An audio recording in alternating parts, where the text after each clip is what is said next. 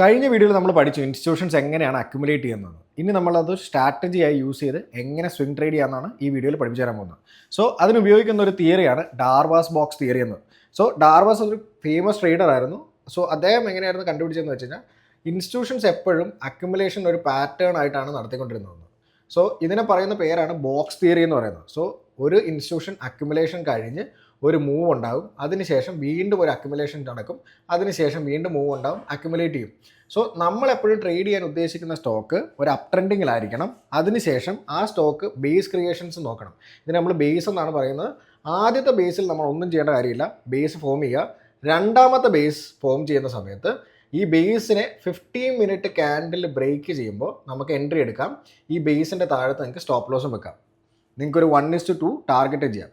ഒരു live example ഞാൻ കാണിച്ചു തരാം. ഇതിപ്പോൾ നമ്മൾ നോക്കുന്ന കോൺകോഡിൻ്റെ 15 മിനിറ്റ് ചാർട്ടാണ്. സോ നമ്മൾ ആദ്യം ഐഡൻറ്റിഫൈ ചെയ്യേണ്ടത് ഒരു ബേസാണ്. സോ ഇവിടെ നമുക്കൊരു ബേസ് കിട്ടി, അതിനുശേഷം ഒരു മൂവ് ഉണ്ടായി, വീണ്ടും രണ്ടാമതൊരു ബേസ് ഉണ്ടായി. സോ ഞാനിവിടെ എൻട്രി എടുത്തത് ഇന്ന് രാവിലത്തെ മോർണിംഗിൽ തന്നെ ഒരു 15 മിനിറ്റ് ക്യാൻഡിൽ ഈ ബേസിൻ്റെ മുകളിൽ ബ്രേക്ക് ഔട്ട് വന്നു. സോ നമ്മൾ അവിടെ എൻട്രി എടുക്കുന്നു. ഈ ലിക്വിഡിറ്റി സ്വീപ്പിന് താഴത്തായിരിക്കും നമ്മുടെ സ്റ്റോപ്പ് ലോസ് വെക്കുന്നത്.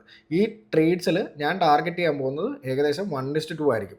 അതിനുശേഷം നമുക്ക് ട്രെയിൽ ചെയ്യാൻ പറ്റുന്നതാണ്. ഈ സ്ട്രാറ്റജി നിങ്ങൾക്ക് ഏറ്റവും യൂസ്ഫുൾ ആയിട്ട് ട്രേഡ് ചെയ്യാൻ പറ്റുന്നത് മിഡ് ക്യാപ്പിലും സ്മോൾ ക്യാപ്പിലും ആയിരിക്കും. സോ എന്തായാലും നിങ്ങളൊന്ന് ബാക്ക് ടെസ്റ്റ് ചെയ്യുക, എന്നിട്ട് റിസൾട്ട് എനിക്ക് കമൻറ്റ് ചെയ്യുക.